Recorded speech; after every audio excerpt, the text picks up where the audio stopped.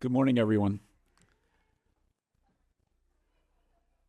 This is not a session about AI, so well,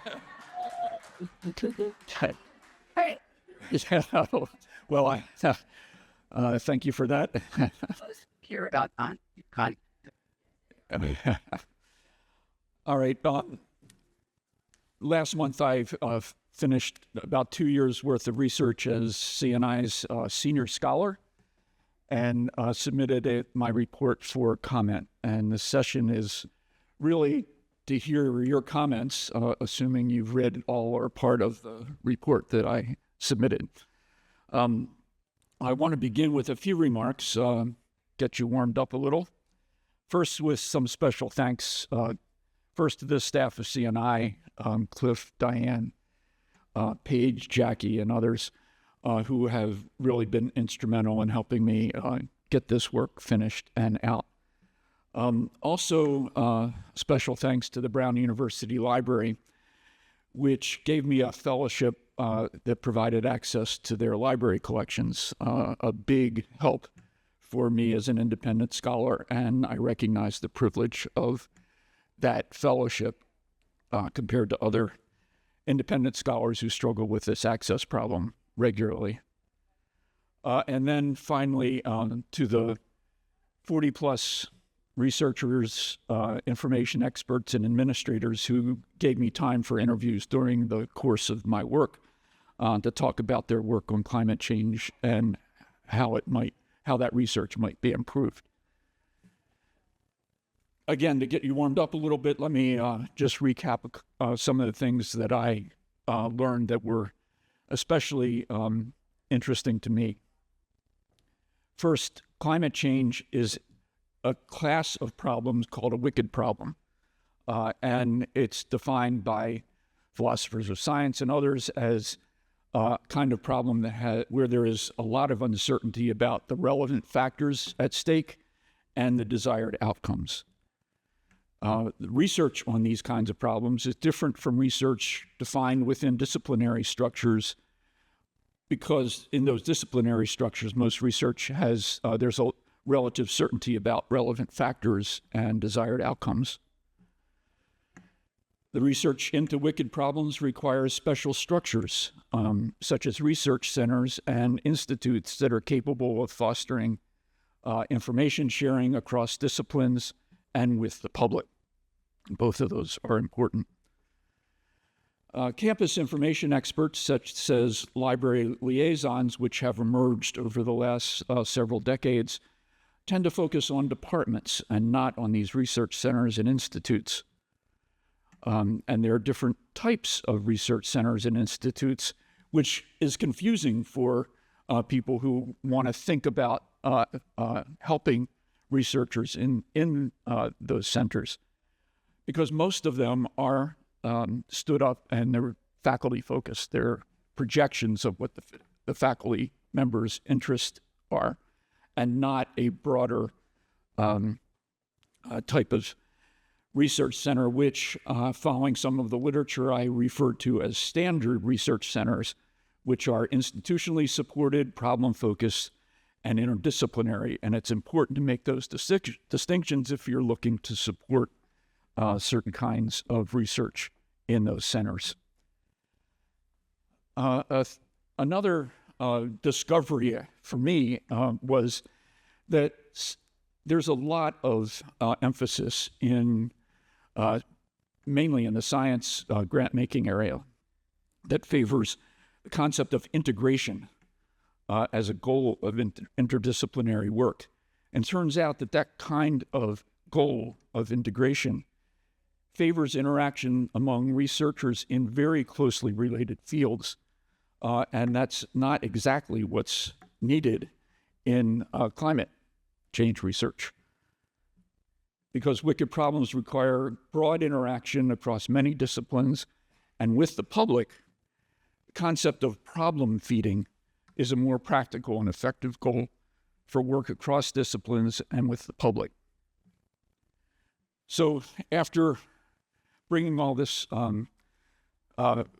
work together, I ended up recommending 4 adjustments in the service policies of campus information experts to more effectively support wicked problem research.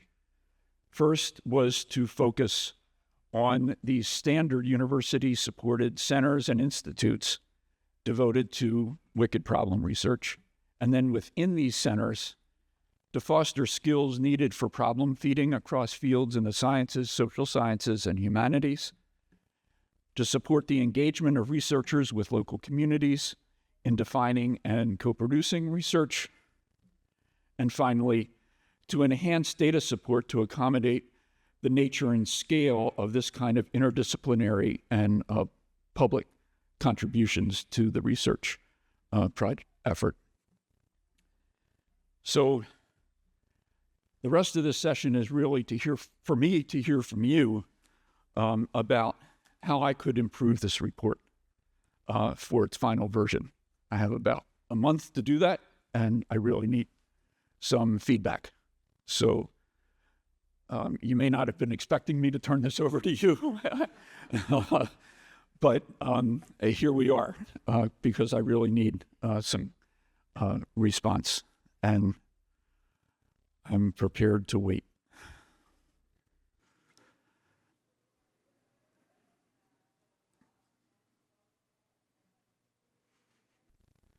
Well, I do think that, and as a former funder, I wish I had done some of this research 20 years ago.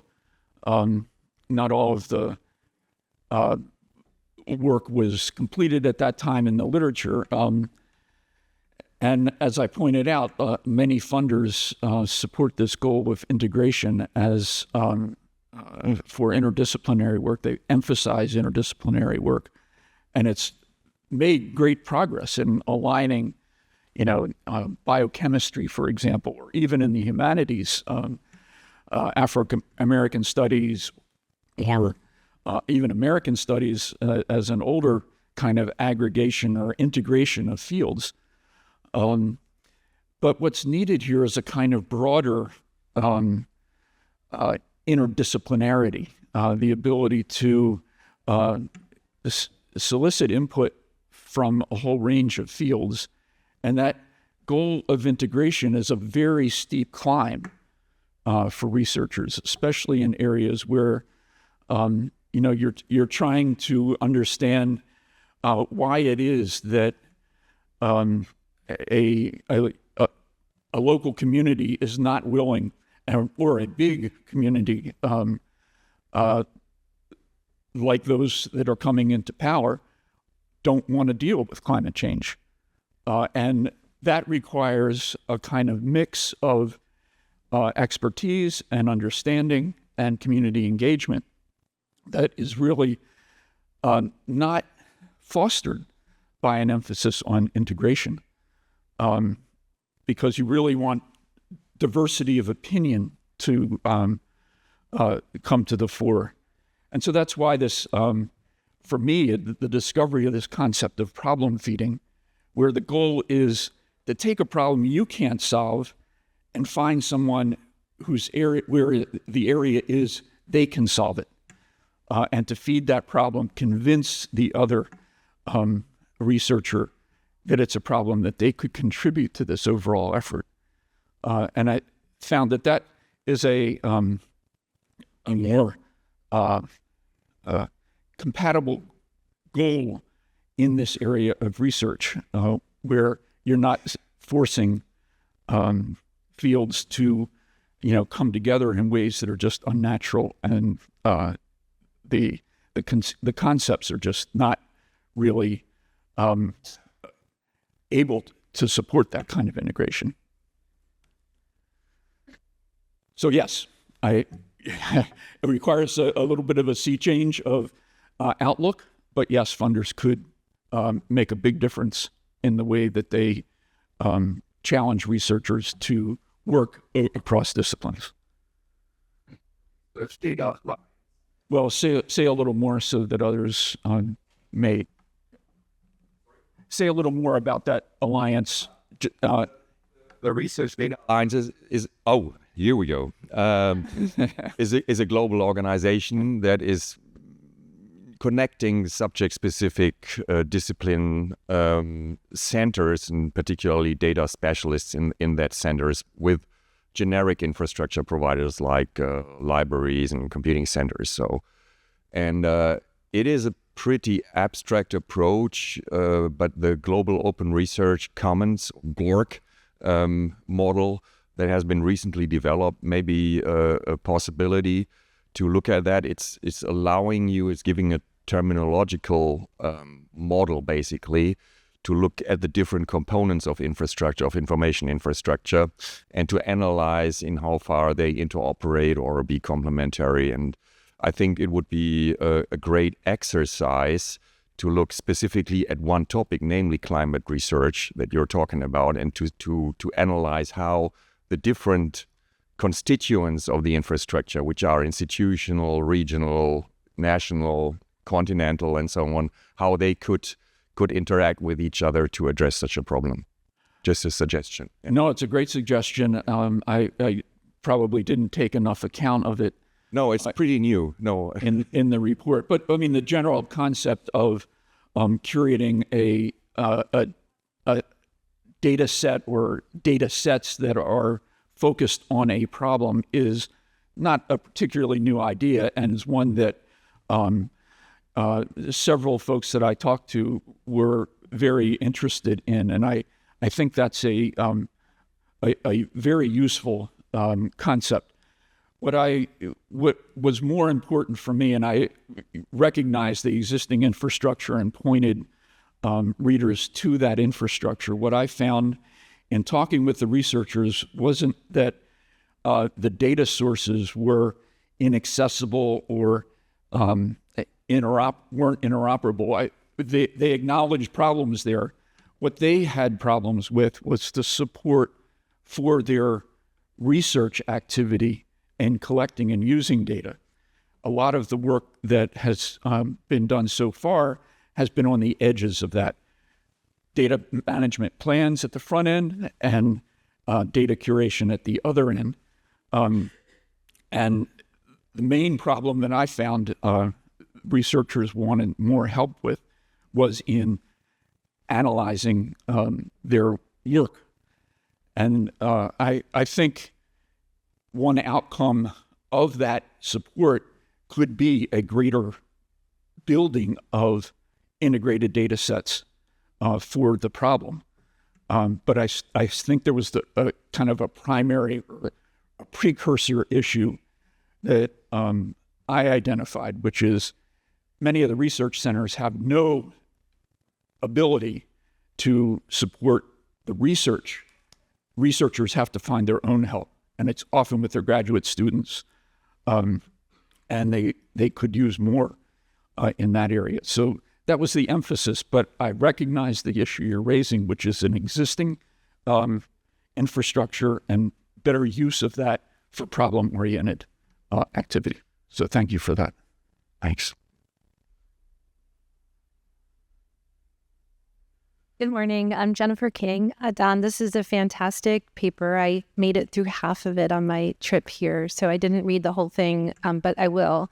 And I kind of, just to respond to what you were just saying, think that the focus on accessibility of data is probably one of those central things that libraries can do.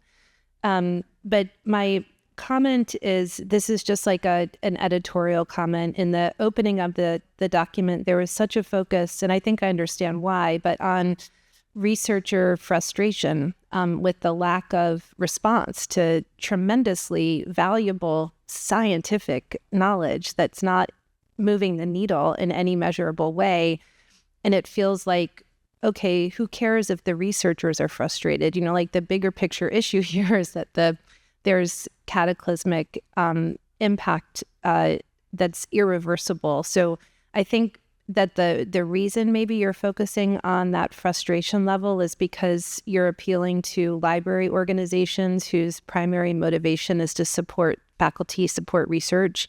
But in reading this, it kind of landed like hollow for me because it just seems a little bit irrelevant. And perhaps the more relevant question to be researching is, why do humans persist in behaviors despite the actual scientific fact of the impact of those behaviors or something like that. Well, I appreciate the comment, and I especially that it's not clear what I was getting at. The point I was building to is the definition of a wicked problem. And yes, this frustration is real, and it is exactly what you just said, that there's other factors at play, and that the frustration is partly a lack of understanding of those other factors and an unwillingness to engage with those who do understand those factors. And that's part of the wickedness of this problem. But I appreciate the comment that this isn't the argument is not clear on that point, and I will try to improve that. Good. Thank you. Don Martin Kalfatovic with the IIIF Consortium. I enjoyed the report a lot, and I was particularly curious about your sort of comments about is there hope concept. I'm sorry, say that again. That is there hope. So again, one of the things that I've sort of felt, there's been a lot of centrifugal forces over the last decade or so in terms of driving apart collaboration, building of networks, and things like that. So again, this sort of goes back to the previous two comments in terms of how do we raise awareness of what the real problem is, or to rebuild these global consortiums. So whether it's MAGA in the US, Brexit, there's all of these sort of forces at the global level driving apart collaboration, cooperation, and then even within many of our own institutions, there's an inward lookingness. And I think that sort of addresses sort of like the is there hope concept, and how do we rebuild the trust in networks, amplify the network effect with collaborations to solve these wicked problems, especially like climate crisis. Right. I hear you, and was very mindful of these centrifugal forces, as you call them. And the areas that identified that gave me a little bit of hope were a couple. One is that there are institutions that are actually moving in this direction. They're not many, and it's difficult and hard, but the key point that struck me was that within the university there is so much leverage at the researcher, institute, center level that can shift the direction of some of this research, that there is hope. And it's at that level, not at the grand reformation of the world and its attitude toward climate change, but in ways, baby steps. And I wanted to emphasize that I'm not, even in the recommendations I'm making here, it's relatively small adjustments. And I've already gotten feedback that maybe they're not so small, but policy adjustments at the institutional level rather than trying to reach for a global kumbaya on the climate change problem. Hi, Don. Andrew from ARL. Hi. I'm going to jump ahead, not to a comment on the report, but to the final version, which will be above reproach, I'm sure. And I'm curious, like, how can we help? Like, who do you wish would read this document that you fear won't read this document? Well, it's aimed at, I think, library deans and directors. Okay. It's also aimed at research center directors, and to VPs for research.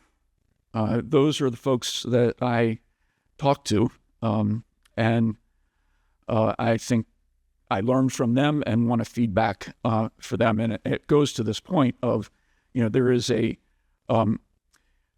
change is local here. If it's going to be a big change, it's got to be, a kind of shift in approach. And I also think that the recommendations here don't just apply to climate change, they apply to other wicked problems that are on everybody's minds. And, in the report, I mentioned the four horsemen of the apocalypse, and they're all active: war, pestilence, and so on. and they're all of this character. And it's in some ways it's not not a new idea that you focus on a problem versus on and try to unify across fields on problems. That's been around for a while. It's just the nature and urgency of these problems that's important, and the mobilization that's needed within an institution to be able to reach across from the sciences where most of the resources are invested to the areas in the humanities and social sciences that have greatly relevant knowledge about cultural change and social change and organizational issues where that is much needed here. So it's that kind of alignment and readjustment. Particularly, I am concerned that the continued investment in science as the answer to everything is a big problem, and because it's clearly not in the case of these problems. Hi, Jameen Briggs Kiefer, University of Kansas. Thank you so much for this. This is in light of what you just said about science not necessarily being the answer. I'm curious if you heard from researchers anything about having facilitation for something like the science of team science, which is something that's emerging to make specifically science teams more functional and more ethical, especially in terms of power structures with their graduate students. And coming from a library, is that something that libraries should be more familiar with in terms of facilitation? I'm just curious on your thoughts here. No, that's a huge area of research that I was only vaguely aware of, and they're now encyclopedias on team science. So it's a hugely relevant area, and the main caution that I came away from researching that literature was that, again, the main goal was integration, and that kind of aimed the researchers and the funders and the policymakers in science on closely related disciplines, rather than on the broad scale of interaction that's needed to address these wicked problems. And so that coaching would be hugely helpful to the extent that it is thinking broadly about interdisciplinarity and not simply focused on closely related fields where people are comfortable talking to each other about the concepts and methods that they're using. I think there needs to be coaching to deal with the discomfort of reaching across fields where you're not familiar. And I think that's where librarians can be more helpful, is in that kind of translation area. And they can add to the coaching that you would get from this expertise that's being built in the team science area. Thank you. Thank you for raising that point.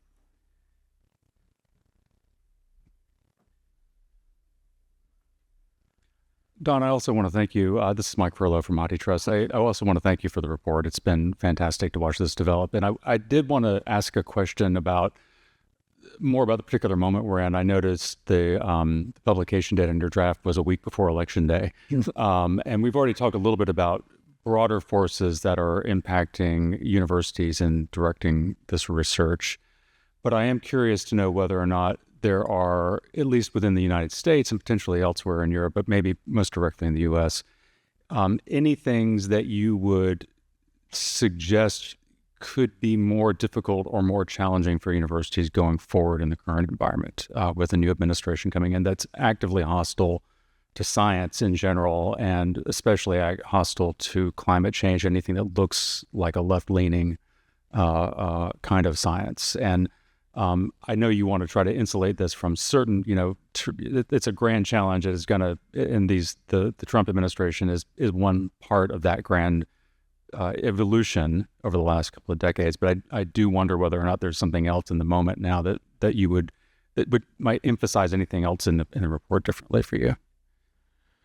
Yeah, I'm struggling with that, and it's you're not the first to raise the point. and I'm not sure exactly what to say about that.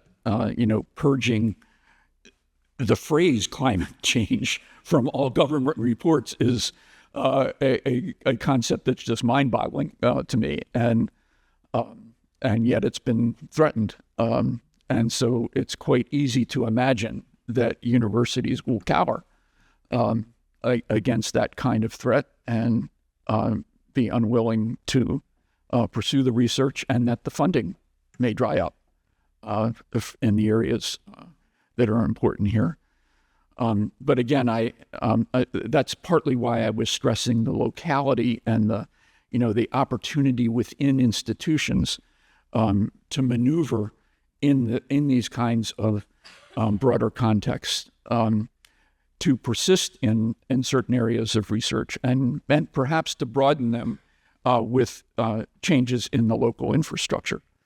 The big forces here could be disastrous, not just to the researchers, but to the planet. So I'm very mindful of that, and will continue to think about ways I could emphasize that tension and ways to maneuver within it. And I would welcome any other suggestions for how to do that. But I appreciate the point, and it's very much an issue. Hi, Don. Alicia Salas, University of Oregon. I very much appreciate the report and the effort, and I think I understand from what you've said that the idea is to suggest action at the institutional level. Have I interpreted that correctly from the? Yeah, there's a big question of interinstitutional cooperation as well, and that I didn't fully address, and it's an area that I probably should try to figure out how to. Well, that was my comment. So thank you so much. My thought was, just because for context, so I come from the University of Oregon. We're a university with a pretty distinctive research profile that emphasizes study around environmental resilience and natural hazards. So these are very climate-focused topics, but we bring strengths in humanities and social sciences, right? So we have centers that focus on this and bring scholars together, but they are absent the hard STEM type. Like, we don't have people doing ice cores and that type of climate research. So that was just my thought was, okay, so we could facilitate better intra-institutional work among those people, but then bringing in others from outside the institution. Yeah, and perhaps this report could be strengthened, not necessarily by making recommendations in that area, but perhaps just by acknowledging that there's a whole other space out there and that we're focusing on just the institutional space. So thanks. I appreciate that, and especially in light of the Big Ten session yesterday. I think the internet institutional cooperation is really important to emphasize. I think we're close to time, so if anybody else has comments, I really would appreciate them, and you can reach me at this email address or grab me in the hallway or through staff at CNI. So thank you.